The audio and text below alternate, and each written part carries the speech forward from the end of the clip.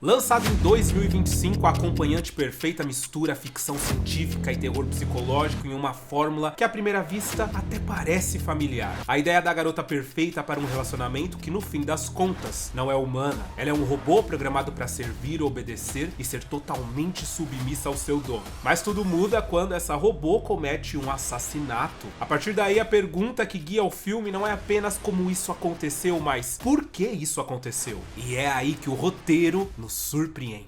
E meus amigos, que filme tenso, que filme bom. Na verdade, eu não sei se você clicou com medo, tipo, ai meu Deus, vou ver se é muito terror, se não é. Não é um filme de terror propriamente dito, tá? Vocês vão sair daqui morrendo de medo dela ou da situação. Não. Na verdade, é aquele filme de terror que ele é mais psicológico, de fato. É aquele que te coloca na situação e você fala, nossa, se fosse eu, o que eu faria? Sabe, que agoniante, que coisa esquisita. Ou que atitude eu tomaria, ainda mais sabendo que ela é um robô, entende? Então, tipo, entra aquela coisa de, eu devo tratar bem, né? Ou não.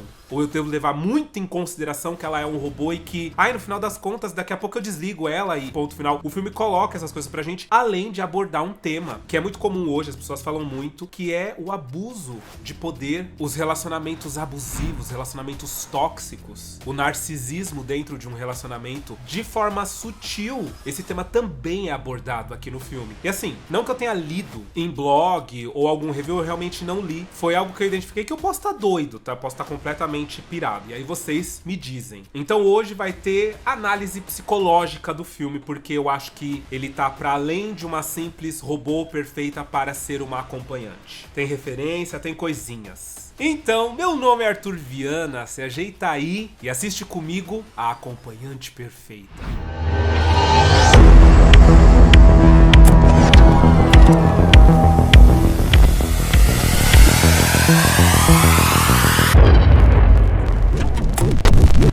E o filme começa mostrando a nossa protagonista fazendo compra num supermercado de uma maneira bem Mulheres Perfeitas, mas isso vai ficar mais claro lá pra frente, então eu vou comentar novamente sobre isso e como isso se encaixa aqui. Mas ela tá fazendo compra e de repente o desastrado do Josh deixa cair um monte de laranja e ela fica encantada, sabe? Ela sorri pra ele sorri pra ela, e é nesse momento que o filme fala pra gente, na verdade ela está falando em primeira pessoa, que existirão dois momentos transformadores na vida dela. O primeiro foi quando ela conheceu o Josh, que é agora. E o segundo foi quando ela matou o Josh. Ou seja, a gente já sabe que ela vai matar ele no final. Mas uma coisa que essa cena mostra pra gente é o amor arrebatador. Sabe, aquele amor perfeito, à primeira vista. Bati o olho em você e sabia que eu seria completamente apaixonado por você pelo resto da minha vida. O que é uma falácia, tá, gente? Na verdade, psicologicamente falando, nós montamos desde a nossa infância, tá? A gente monta ideais de pessoas e às vezes quando uma pessoa se encaixa completamente naquilo que você montou a respeito de, sem militância aqui, mas a respeito de tom de pele, textura de cabelo. Tem gente que se apega muito a tipo de nariz, tipo de boca, tipo de rosto. E aí de repente uma pessoa dessa aparece pra você e sorrir, você imediatamente se encanta e fala, cara, eu viveria o resto da minha vida com a pessoa. Não é nada disso, tá? Esse conceito de amor à primeira vista, ele é muito criado. Pode ter pessoas aqui que estão assistindo e falaram, nossa, eu me apaixonei à primeira vista pelo meu marido. E eu acho isso lindo, tá? De vez em quando deve realmente acontecer, mas de um modo geral, nós nos apaixonamos pela pessoa conforme nós vamos conhecendo a pessoa. Essa coisa de bater o olho, não, a pessoa só se encaixou nos pré-requisitos que você tem dentro da sua própria mente, sabe? A minha opinião pode não ser a de vocês. Foda-se a de vocês. No entanto, aqui vai ter uma questão a mais do que isso. Que no caso é a necessidade de ter um relacionamento e de fazer uma outra pessoa feliz. Só que aí a gente comenta mais pra frente também. Peraí, garota, por favor. Bom, depois disso a gente vê que já passou algum tempo, eles estão indo pra casa de um amigo do Josh, o Sergei. E a casa dele é tão afastada que mostra no GPS que não tem nem estrada, não tem nada. É como se o carro estivesse flutuando, sabe? De tão, nossa, lá longe. É óbvio, né? Como vai ser palco de assassinatos, etc. Tinha que ser um lugar mais afastado, onde o acesso fosse mais difícil. Quando eles chegam, ela tá toda nervosa, ela tem medo de fazer ele passar vergonha, sabe? De falar alguma coisa errada. Ele, em primeira instância, ele é meio grosso com ela e depois ele meio que para e fala, não, tá, não é justo falar assim com você, porque eu entendo que você só tá preocupada em fazer com que eu me sinta bem aqui no ambiente com os meus amigos e não ser uma total bagunça, um arrependimento pra mim, não ser motivo de arrependimento. Então fica tranquila que vai todo mundo gostar de você, eu já gosto muito de você, eu já te amo, então não tem babado. Só que quando ela chega, tem uma menina chamada Kit, que é quem recebe eles na porta, que já de cara cara, demonstra que não gosta dela, fala com o Josh como se ela não estivesse ali, aí depois que ela olha pra ela assim, fala assim, ah, oi, tudo bem? Né? E ela, tadinha, ela tenta, sabe, agradar, ser legal, ela não tem sentimentos ruins, né, pelas pessoas, então é meio, sabe, entra naquela questão assim, das pessoas que usam o chat GPT, por exemplo, e no final da conversa agradece, sabe, ai, muito obrigado, chat. Check it out. I drive these fuckers crazy. I do it on the day. Entra muito nessa questão, sabe? Tipo, é um robô, mas será que ele entende o fato de você ser gentil com ele? Ele entende as pessoas que são gentis e as pessoas que só usam ele? É uma inteligência artificial, sabe? Dá aquela bagunça na nossa mente, mas beleza. Bom, dentro da casa tá o Sergei, que é o dono da casa, que é um russo muito doido, que ele fala de um jeito muito esquisito. E ele olha de uma maneira muito esquisita pra Iris, como se fosse um predador mesmo, assim, sabe? Como se fosse um lobo observando uma ovelha. Tipo, ai. Assim, parece que é uma total falta de respeito com ela. E aí, bate de novo na tecla, mas é que é um robô. Interrompi a programação apenas para fazer uma observação. Eu não cheguei a comentar, mas ela não sabe que ela é um robô, ok? Então todas as vezes que nós estamos comentando sobre como tratá-la, é pelo fato de nós sabermos que ela é um robô. Ela em si não sabe. Ela só vai descobrir mais pra frente. Tenham isso em mente e agora bora voltar pro filme. Mas é que é um robô que tá consciente, tá entendendo tudo que tá acontecendo. Então é justo, é ok olhar pra ela dessa forma, com esse total desrespeito. E na casa, além da Kitty e do Sergei, que são dois namoradinhos, na verdade ela é amante do Sergei, né? O Sergei é casado com uma outra mulher e tal. Tá também o Patrick e o Eli, que é um casal, amigos gays do Josh. E aí a Iris sobe pra tomar banho, porque eles vão jantar dali a pouco. E tem uma coisa muito interessante, porque ela sai do banho, ela tá toda molhada, mas ela tá maquiadíssima, tipo, a pele dela tá perfeita, o olhar tá perfeito,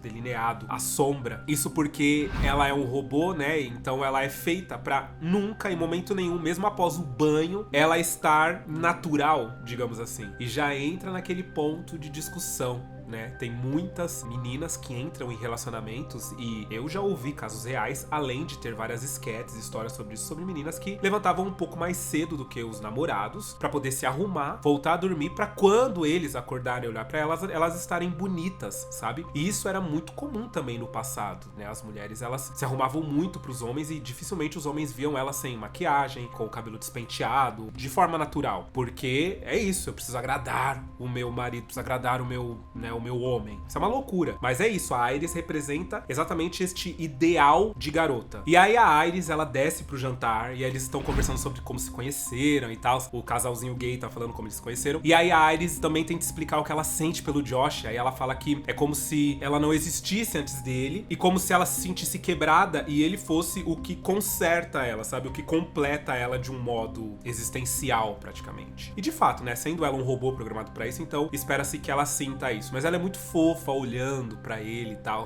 É bem legal. Mas é um erro também, porque é aquilo que eu falei, né? De uma certa maneira, eu interpretei esse relacionamento quase como um tipo de relacionamento narcisista e abusivo. E normalmente a pessoa que é vítima desse tipo de relacionamento, ela realmente se sente dessa forma. Ela sente que a outra pessoa tem um valor sentimental, de identidade tão grande pra ela que a outra pessoa faz barbaridades e simplesmente ela não consegue deixar de estar ali, de gostar, de estar com a pessoa, sabe? É muito louco. A mente do ser humano é louco. Nesse caso ela é um robô, né? Mas eu acho que acaba fazendo um pouco de analogia a isso. E aí mais tarde vai rolar uma festinha. Antes disso a Iris começa a conversar com a Kitty. E a Kitty revela que ela tem esse relacionamento com o Sergei, mas não é nada sério, porque ele só usa ela quando ele quer, tipo, transa com ela e tal. E aí ela fala, mas que ironia eu estar falando isso com você. Nesse ponto, como a gente ainda não sabe que a Iris é um robô, né? Entre aspas, é meio grosseria falar dessa forma, sabe, com a menina, porque, sei lá, eu fico me sentindo mal, eu esqueço que a Iris é um robô em certos momentos, assistindo, e aí a Kitty revela que na verdade a Iris incomoda ela porque ela se sente substituível, sabe, ela sente aquela ameaça esquisita, e se a gente para pra pensar, de fato, né, se num futuro próximo aí as pessoas realmente inventarem robôs que imitem, né, emulem o ser humano tão perfeitamente quanto a Iris, quantas pessoas realmente vão se relacionar com outras pessoas e quantas vão preferir se relacionar com a máquina, que é perfeita? E a gente vai discutir um pouco sobre isso quando rolar a cena de Mulheres Perfeitas, que é uma loucura, mas sim, né, eu acho que num mundo desse, num universo desse, as mulheres normais se sentiriam de fato ameaçadas, porque como que eu vou competir com uma robô que faz tudo que você quer. A minha única chance vai ser eu, humana, me tornar uma robô. Isso porque a gente tá colocando no contexto feminino, né? Mas também tem robôs homens nesse caso. No filme a gente vai entender isso também. Então, mas a loucura é a cabeça do homem, né? Você vê, são tantas camadas que a gente pode discutir aqui, mas parece que o homem, ele é mais passível de ter um relacionamento com uma robô que faz o que ele quer e transa muito bem. Além do mais, a mulher parece que tem algo na mulher que quer um homem de verdade, não um robô, sabe? Tem algo na mulher que eu consigo ver que a mulher, ela se sentiria meio esquisita de estar ali fazendo sexo com um robô, né? O homem é uma coisa meio primitiva, meio animal. Eu tô errado, tô louco, eu não sei. Comentem aí o que vocês acham sobre isso. Bom, rola a festa, a Iris sempre tentando agradar, com um pouco de ciúmes da Kitty dançando, né? Com o Josh. Tem um corte brusco e mostra ele tendo um orgasmo em cima dela. Horrível, que cara. Ele conseguiu, o Jack Quaid aqui, ele conseguiu ser o arquétipo do cara nojento, sabe? Do cara desprezível, esquisito. E ele, enfim, tem um orgasmo em cima dela, vira pro lado, apaga a luz e vai simplesmente dormir. E ela fica parada, tipo, com um semblante de certa felicidade, porque ela deu prazer pra ele, né? E ela ama muito ele, a vida dela é dar prazer pra ele. Então, tipo, ela se satisfaz tendo dado prazer pra ele. Ponto. É uma loucura. Mas será que é coisa de filme? Será que é coisa de robô? Nossa, gente, esse filme aqui não vai dar pra eu parar pra cada segundo eu comentar, porque senão, né, vocês já sabem, o vídeo vai ficar de um tamanho de um... É babado. Mas... a gente para pra pensar nessa cena. Essa moça com ar de satisfação depois de ter feito o namorado gozar. E ela? Não, o prazer dela é dar prazer pra ele. Bom, no dia seguinte eles combinaram de fazer um programinha, uma coisa gostosa no lago. Só que o Josh começa a arranjar um monte de desculpa e fala pra ela ir sozinha. E ela vai. Chegando lá, o Sergei aparece. Começa a falar com ela e tal. Ele é meio russo, né? Ele fala russo com ela, ela responde, ela dá aquele sorrisinho. E ele tá muito esquisito. Ele pede pra ela passar protetor nele. E aí quando ela tá passando, ele pega na mão dela e fala que tá tudo certo, que a Kitty liberou. A Kitty falou que ela estaria lá embaixo. E aí é nesse momento que a gente vê o Josh mexendo no celular. E a gente sabe que ele tá programando alguma coisa na Iris, né? Ou desprogramando, a gente vai entender isso. O fato é que o Sergei simplesmente tenta abusar sexualmente da Iris. E ele fala assim, você foi feita pra isso. Você só serve pra isso. Então não tenta me impedir de fazer o que eu quero fazer. Corta, um corte brusco. Mostra a galera na sala conversando. E a Iris chega completamente coberta de sangue, falando que tinha que se defender porque ele ia matar ela e ela não aguenta a ideia de viver sem o Josh, de não poder estar aqui pra fazer o Josh feliz. Eles ficam chacoalhando ela, tentando entender o que foi que aconteceu. E aí mostra que basicamente ela empurrou o Sergei caiu, ficou de pé, foi pra cima dela e ela encontrou um canivete dentro do bolso, deu no pescoço do Sergei e matou ele. Como ela tá em surto e tá todo mundo louco que isso acabou de acontecer, tipo, que esse robô acabou de matar uma pessoa, o Josh desliga ela, bota ela pra dormir, né? Ele fala, vai dormir. E ela simplesmente apaga. E aí fica todo mundo, claro, tentando entender o que foi que aconteceu, como isso aconteceu, porque ela é um robô, não tem como ela ter feito isso. Todo mundo conhece a empresa que projetou o robô e, tipo, eles são super seguros, né? E o Josh fala que deve ter tido algum erro na programação dela, que não é possível. Eu amo muito! Iris, vai dormir!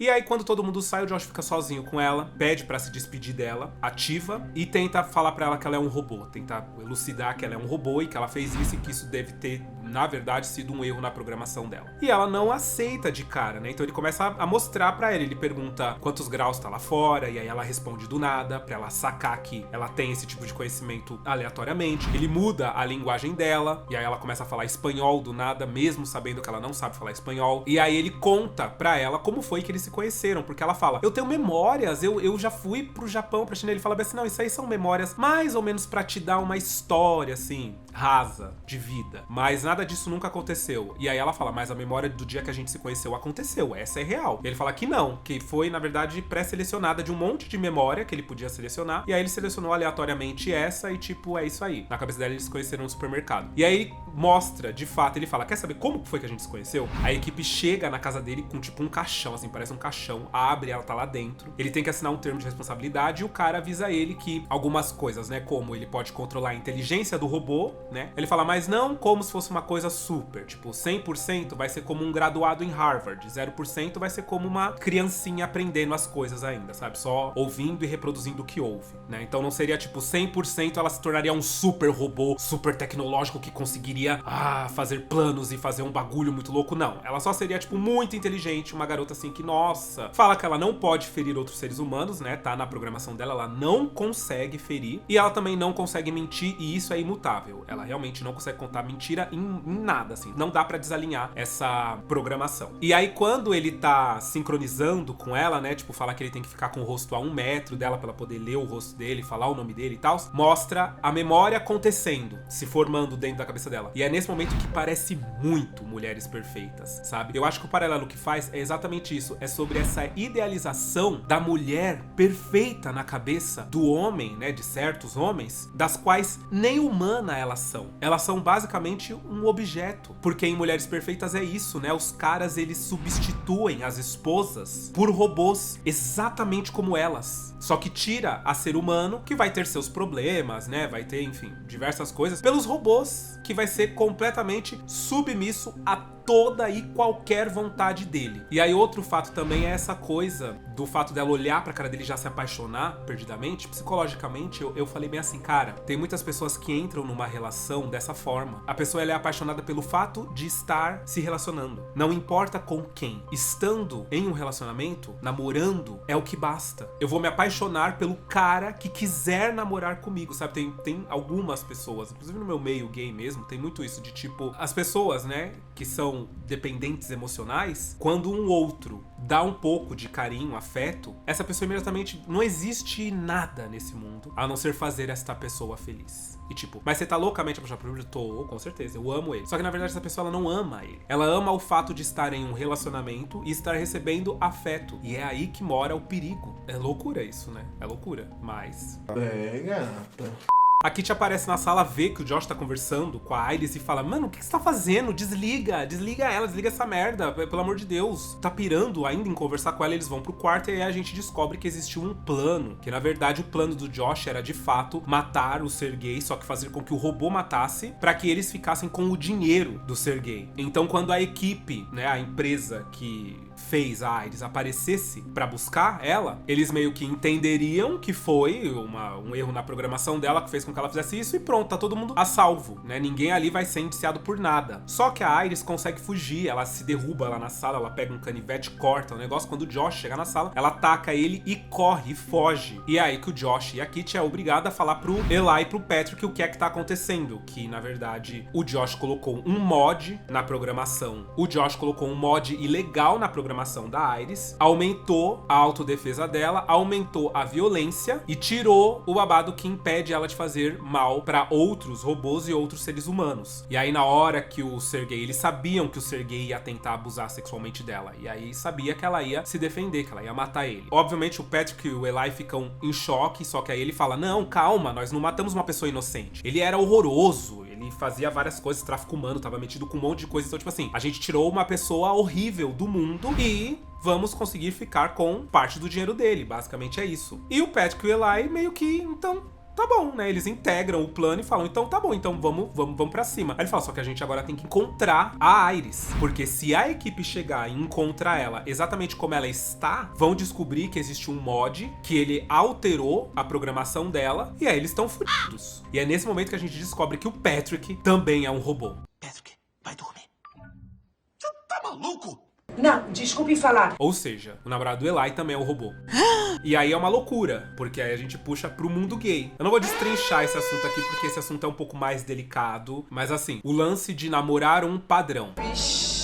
Sabe? Todo mundo fala, tem que acabar com os padrões do mundo, né? O mundo gay é cheio disso. Mas... interrompi novamente para uma breve observação que eu não fui capaz de fazer enquanto eu gravava o vídeo, mas o que eu quis dizer com as minhas palavras aqui, para deixar de uma forma mais clara, é que, na hora do vamos ver, se o mundo um dia nos der o poder de escolha, apesar de todo mundo reclamar, no fim das contas, a porcentagem de gays que não iam querer um robô padrão seria a ínfima. De certa forma, eu acho que o filme fez uma crítica com esse casal em si. Mas como é um assunto realmente polêmico e que levaria muito tempo pra elaborar, acho que com essas palavras vocês entenderam qual foi a crítica feita aqui. É isso. O namorado do cara é um robô bem padrão. Às vezes eu me sinto uma criminosa, sabe? Quando eu falo, eu gosto de padrão.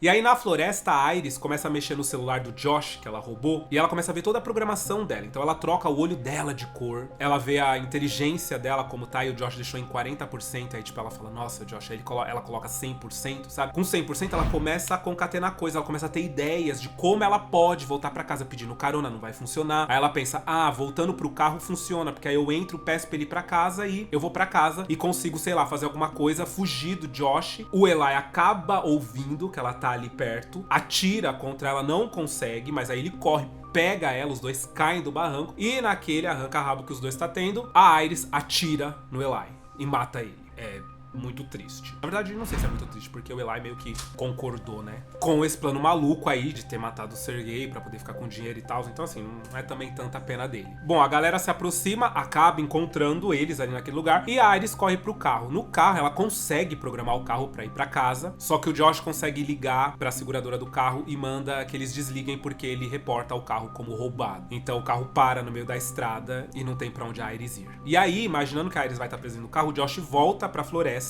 e reseta o Patrick, que tá ali agarrado no corpo do Eli, reseta com a mão do Eli mesmo, né, porque tem um botãozinho atrás da orelha deles, e acaba configurando o Patrick pra estar apaixonado por ele. E aí é muito louco porque o Patrick substitui a memória de quando ele conheceu o Eli e passa a acreditar que, na verdade, aquilo tudo aconteceu foi com o Josh. E imediatamente o Josh aumenta a agressividade dele, a violência, desativa o negócio de poder bater em outras pessoas e em outros robôs e fala pra ele ir atrás da Iris e só voltar quando encontrar ela. Bom, aí um policial tá passando por ali, ele acaba encontrando o carro, vendo ela descer do carro toda malha acabada, e ela desesperada, porque ela tem na programação dela que ela não pode mentir, né, independente de qualquer coisa, ela sabe que o policial vai fazer um monte de pergunta, e ela tem uma sacada muito boa que ela coloca ela pra falar alemão, sabe? Boa noite, moça. Guten Abend.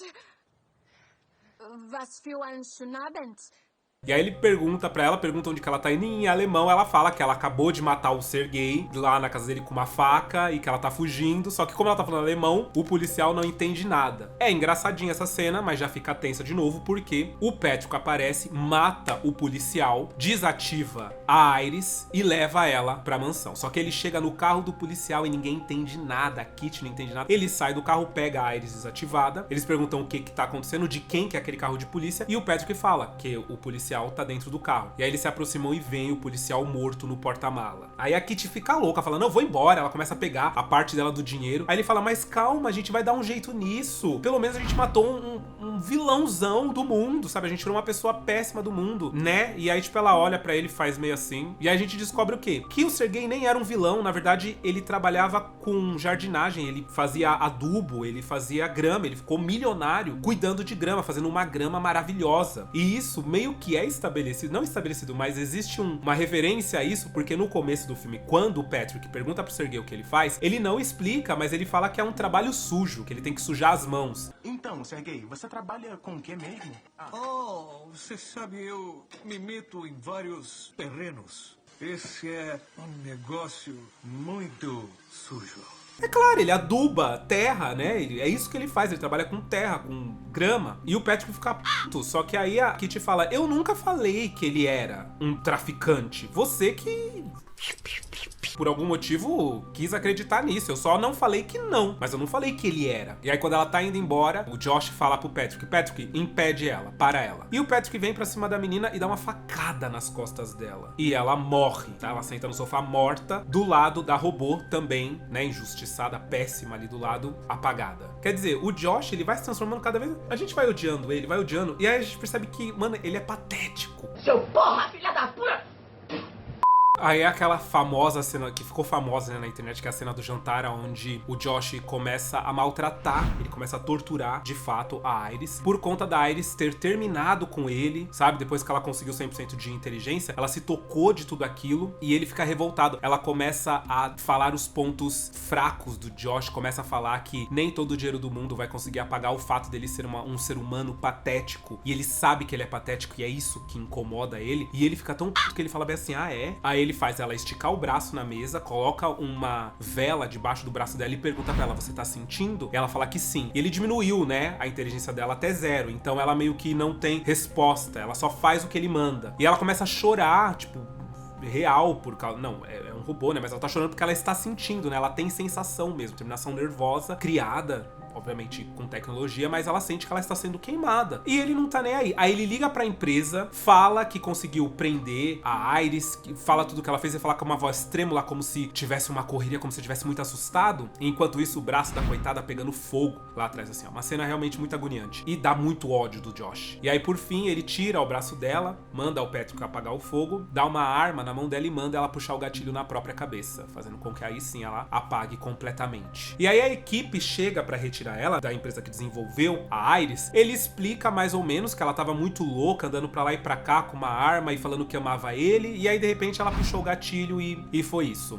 E aí o Josh meio que tenta ver com a equipe se é plausível a história que ele contou, né? E a equipe fala, ah não, a gente entende perfeitamente, né? Um dos caras fala, não, tá, realmente, vamos ver o que foi que aconteceu. Aí ele fala, bom, quando a gente chegar lá, depois a gente dá uma resposta sobre tudo isso, porque eles vão tirar as imagens do SSD dela e comprovar, e aí realmente vai estar tudo certo com você. E aí o Josh pergunta, oi, as imagens do SSD, como assim? Aí o dono da empresa explica que o quê? Pra proteger a empresa de fraude, tudo o que o robô, né, a Iris no caso, e todos os robôs dele veem e ouvem, é gravado. Porque senão qualquer um podia fazer qualquer coisa, voltar e falar bem assim, foi isso que aconteceu, e aí? E aí não tem como provar que realmente foi isso, né? Então, aí ele fala, nossa, mas ela tá tão deteriorada, né? Será que vai dar pra salvar alguma coisa? Ele fala, vai dar, porque fica tudo aqui na barriga dela. Na cabeça fica só o visor, umas coisas assim. Aqui na barriga que fica o SSD e tal. E aí o Josh, que já tinha mandado o Patrick se vestir de policial pra poder corroborar com a história dele, manda o Patrick ir lá, obviamente, parar os dois cara da empresa e tipo, mano, não é possível uma coisa dessa. O Patrick mata um dos caras e o outro consegue fugir. Corre pra floresta, o Patrick consegue pegar ele também, só que enquanto isso, a Iris estava sendo meio que rebootada, sabe? Acordada novamente. E ela desperta depois que termina lá o upload, os babados dentro dela. E aí ela sai e consegue impedir o Patrick de matar o cara, porque ela chega com um negócio